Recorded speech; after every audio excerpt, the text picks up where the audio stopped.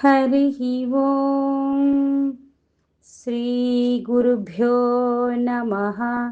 హరిః ఓం. వాక్య విభూతి అనే శీర్షికలో భగవాన్ శ్రీ సత్యసాయి బాబా వారి ఉపదేశము తెలుసుకుందాం. సాయి శరణం, బాబా శరణం. దైవానుగ్రహం.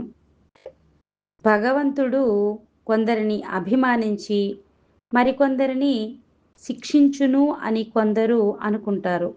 కానీ భగవంతునికి అభిమానము లేదు, ద్వేషము లేదు.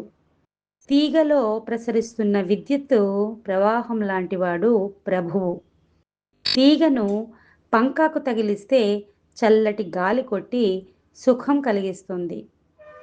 కుర్చీకి దాన్ని చేరిస్తే హంతకుల ప్రాణం అవలీలగా తీస్తుంది.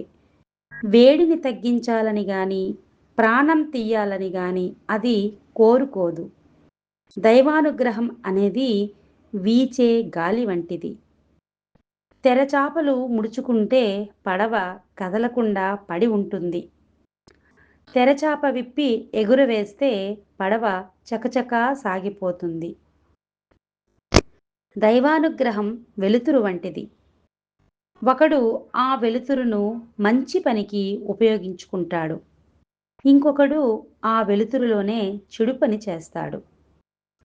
వెలుపల చీకటిగా ఉన్నప్పటికీ మీ లోపల వెలుగులు నిండాలి.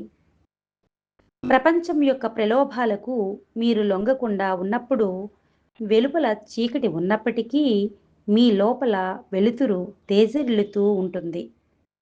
వేదాలు ఈ సత్యం బోధించి ఆ అదృష్టం పొందడానికి అవసరమైన శిక్షణను అందిస్తున్నవి. ఓం శ్రీ సాయిరాం.